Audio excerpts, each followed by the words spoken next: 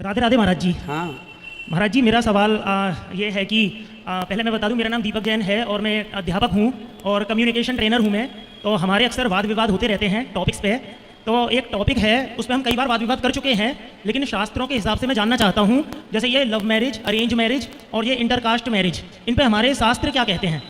जय श्री राधे मित्रों, स्वागत है आपका मेरे YouTube channel reaction by Shreyash में। आज हम ऐसा इंटरेस्टिंग वीडियो देखेंगे जिसमें एक व्यक्ति गुरुजी से पूछता है, गुरुजी लव मैरिज और अरेंज मैरिज और इंटरकास्ट मैरिज में इन पर हमारे शास्त्र क्या कहते हैं।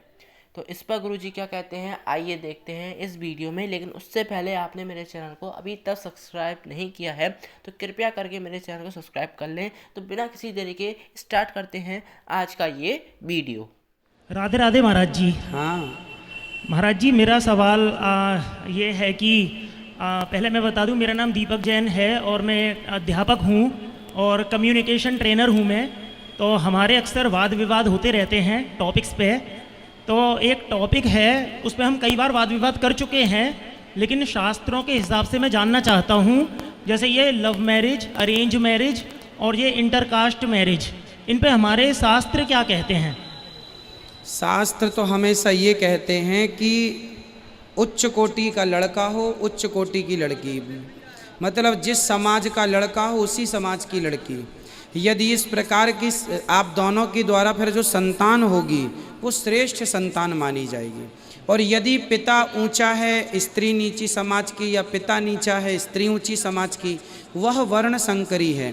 शास्त्र ये कहते हैं कि यदि माँ बाप अलग अलग जाति के हैं और आपकी संतान जो होगी उससे आपके पितर पानी भी लेना पसंद नहीं करेंगे।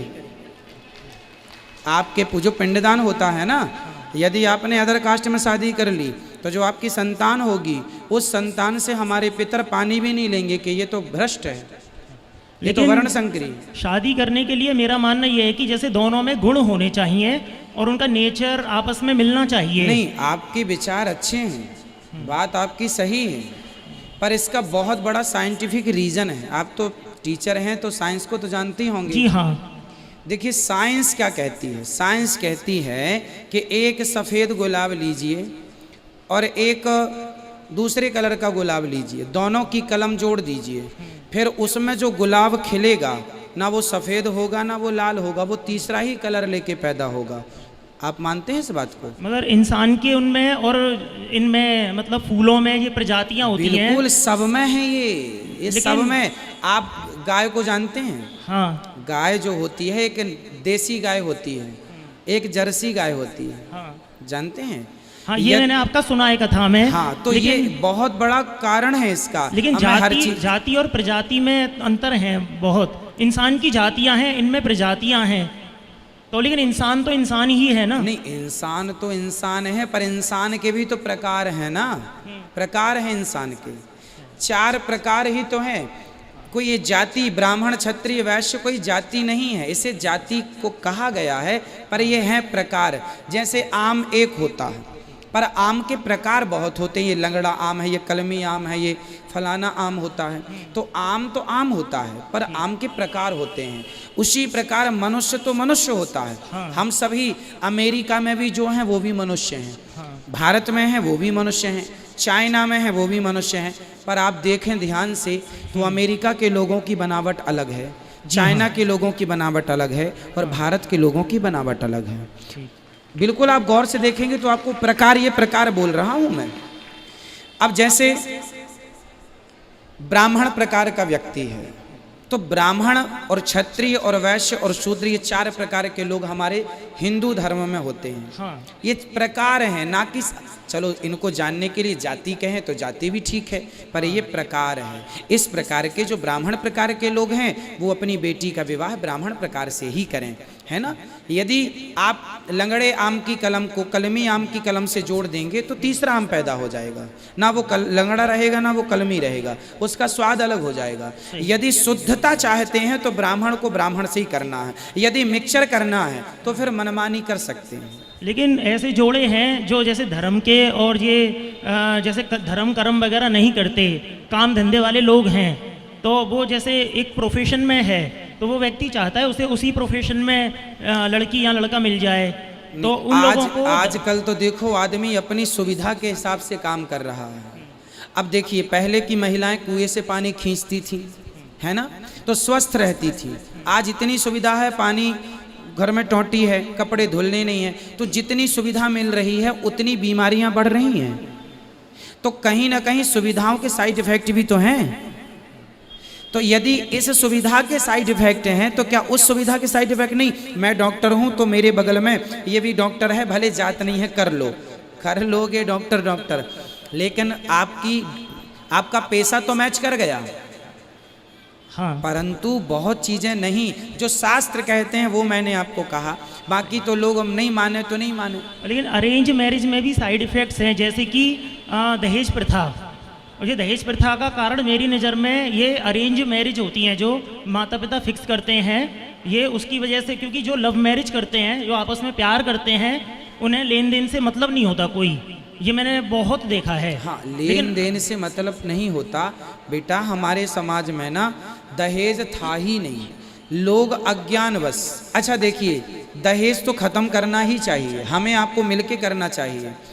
मैंने भी जब मेरा विवाह हुआ तो मेरे ससुर जी ने मेरे से पूछा था, हमारे पिताजी से, हमारी माँ से, क्या लेंगे, क्या डिमांड है आपकी? साफ इनकार कर दिया था हमने, हमारी माता ने, पिता ने, कि हमारे बेटे में काबिलियत होगी तो वो कमा लेगा, आप तो लड़की दीजिए, बस अपनी तैयारी करिए शादी की। तो हम जैसे लोग भी समाज में ही रहते हैं ना। मैंने भी मना कर दिया था। मेरे ससुर जी आज भी हैं, और वो उन्होंने जो दिया, जो उन्हें सम्मान से दिया वो लिया, परंतु डिमांड हमने 1 रुपए की नहीं की। तो जब हम जैसे लोग समाज में बिना दहेज के अपना जीवन जी सकते हैं, इसलिए मैं कहता हूँ, मैं जो कहता हूँ मैं वो पहले करता हूँ। लेकिन महाराज जी, एक ये है, बिना, ये अरेंज मैरिज है, ये बिना दहेज के होना ये बहुत मुश्किल है। नहीं, मैंने किया है इसलिए मुश्किल नहीं है। अच्छा। हाँ, यदि समझदारी है तो देखो कुछ भी मुश्किल नहीं है। यदि अज्ञानता है मेरे भाई, आप तो टीचर हैं, आपका धर्म है, हम मिलके समाज के इस अज्ञान को समाप्त करें। इसका विकल्प ये नहीं है कि हम लव मैरिज करने लग जाएं, इसका समाधान ये है कि समाज को इतना जागरूक करें कि वो दहेज लेना ही बंद कर दें, तो क्वालिटी बनी रहेगी। ब्राह्मण का श्रेष्ठ होगा, क्षत्रिय का। अब महाराणा प्रताप क्यों श्रेष्ठ है? अरे इनका रजवीर दोनों श्रेष्ठ हैं। रजवीर जानते हैं? माँ श्रेष्ठ, माँ हो गई रज, पिता हो गया वीर्य। जिस बाप और जिसकी माँ उच्च कोटि की है, बाप उच्च कोटि का, उसकी संतान उच्च कोटि की होगी। रजवीर उच्च है तो संतान उच्च है। रजवीर में मिक्स हो गया, कुछ गड़बड़ हो गई तो फसल गड़बड़ हो जाएगी। ठीक, धन्यवाद गुरुजी। सवाल बहुत है मगर अभी औरों का भी नंबर आना है। नहीं, आपके और कोई सवाल हो, टीचर हैं आप, कर लीजिए, क्योंकि आपको समझाना भी है लोगों को। हाँ बिल्कुल, और कर सकते हैं आप। मेरा एक सवाल ये है कि जैसे किसी स्त्री के साथ में एक अपहरण हो जाए, उसके बाद बलात्कार हो जाए, ऐसे केस आते हैं, उसके बाद उस स्त्री को समाज में हीनता की दृष्टि से देखते हैं, और जबकि उसकी कोई गलती नहीं है। बिल्कुल। अपहरण और बलात्कार, तो उस स्त्री को हीनता की दृष्टि से देखते हैं। लेकिन ये इसकी शुरुआत बहुत साल पहले एक हमारे राम के ज़माने से खुद राम के द्वारा हुई है, मेरा मानना ऐसा है। कैसे? भगवान राम जी का सीता जी को छोड़ना, त्याग देना, ये एक गलत मैसेज समाज में गया। ना, ये मेरा मानना है। नहीं, आपका देखो, अपने मानने से बेटा कुछ नहीं होता, हमारे मानने से काम नहीं होता। अब मैं तो कहूँ कि जी मैं ए फॉर एप्पल मानते ही नहीं हूँ, बी फॉर बॉल मानते ही नहीं हूँ, तो मेरे ना मानने से नहीं होगा। मैं कहूँ मैं ए फॉर एप्पल नहीं मानता, तो क्या ना मानने से ए फॉर एप्पल नहीं होगा? तो महाराज, राम जी का सीता जी को छोड़ना कैसे उचित मानते हैं आप? मैं अभी क्लियर कर देता हूँ। हाँ, ऐसा है, आप बताइए, राम जी उस समय राजा थे कि नहीं? हाँ। और राम जी, सीता जी का विरोध राम जी ने किया था या समाज ने किया था? समाज ने। तो समाज ने राम जी से कहा कि जो आपकी पत्नी है वह रावण के पास रहकर आई हैं, हम उसे अपनी महारानी के रूप में एक्सेप्ट नहीं करेंगे। तो गलत है, मगर ये तो गलत बात को क्यों मान लिया उन्होंने? अभी पूरी बात होने दीजिए। फिर राम जी ने समाज को कहा कि नहीं जी, अग्नि परीक्षा ली है हमने। तो समाज ने कहा आपने ली है, किसने देखा है? ठीक है, समाज ने कह दिया। अब आगे चलते हैं। अब यदि राम जी कह देते कि नहीं तुम गलत हो, मेरी पत्नी तो बिल्कुल अच्छा, राम जी को पता था कि मेरी पत्नी शुद्ध है, पवित्र है। बिल्कुल। राम जी को आपत्ति होती सीता जी से तो रावण के यहाँ से आने के बाद सिंहासन पे बिठाते क्यों? राज तिलक जब हुआ तब तो साथ में थे ना। राम जी तभी कह देते वनवास जाओ, तुम तो रावण के पास रह के आई हो। इसका मतलब सीता जी से आपत्ति राम जी को नहीं थी, होती तो उसी दिन त्याग देते। तो आपत्ति प्रजा को थी। अब आप कहेंगे प्रजा की बात क्यों मानी?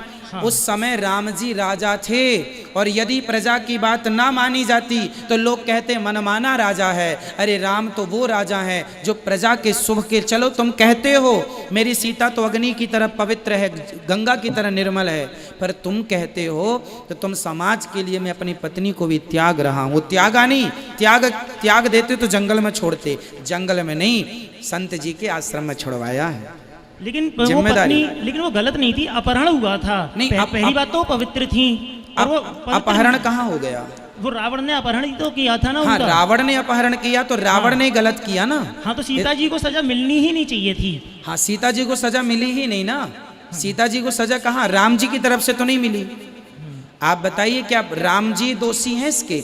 भाई प्रजा, आप यदि राजा होते, चलिए आप थोड़ी देर के लिए राम जी की जगह खड़े हो जाइए, आप राजा होते और आप सम्राट हैं पूरे दुनिया के, और आप यदि कहें कि नहीं मेरी पत्नी का मैं पक्ष लूंगा, तो समाज क्या कहती? कैसा राजा है ये? प्रजा की बात ही नहीं सुनता। भले राम जी जानते हैं कि मेरी पत्नी सही है, पर यदि वहां पर पति सिद्ध करता, राम जी सिद्ध करते कि मेरी पत्नी सही है, लोग तो यही कहते पत्नी का पक्ष ले रहे हैं। लेकिन त्याग देने से तो और साबित हो जाएगा। प्रजा कहेगी देखो उन्होंने त्यागा। साबित नहीं हुआ। साबित तो फिर सीता जी ने अंत में हाँ। जब पृथ्वी पर समा गई फिर तो सिद्ध हो गया कि वो पवित्र थी। हाँ। समाज, वो मैसेज ये गया है कि समाज में आप सीता ही क्यों ना हो, आप राम ही क्यों ना हो, समाज तो कहेगी। ये मैसेज है। समाज का काम है कहना, इसलिए समाज कहेगी, और समाज कहेगी तो कहने दो, हमें परवाह नहीं करना। कहने वाले राम और सीता दोनों को कह गए, ये मैसेज गया है। राम जी ने सीता का त्याग नहीं किया, ये बिल्कुल मस्तिष्क से हटा दीजिए। और ऐसे प्रजा को भगवान तो बहुत बड़े वो थे, पुरुषोत्तम, उन्हें अपने ज्ञान के आधार पर समझा भी तो सकते थे उसको। कैसे समझाएं मेरे भाई? जीवन में कुछ चीजें नहीं समझाई जा सकती, नहीं समझाई जा सकती, वो सिद्ध करके बताना पड़ता है।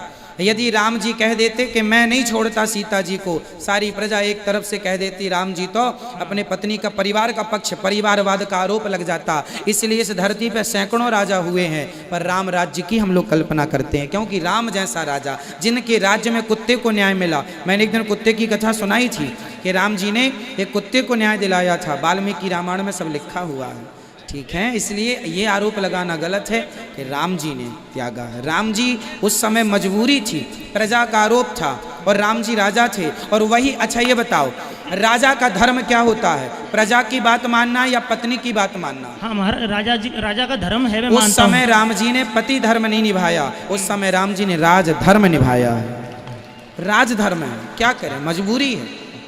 बाद में फिर सिद्ध हो गया ना, जब सीता माँ पृथ्वी में समा गई तो फिर क्लियर हो गया कि ये पवित्र हैं। बहुत बहुत धन्यवाद गुरुजी।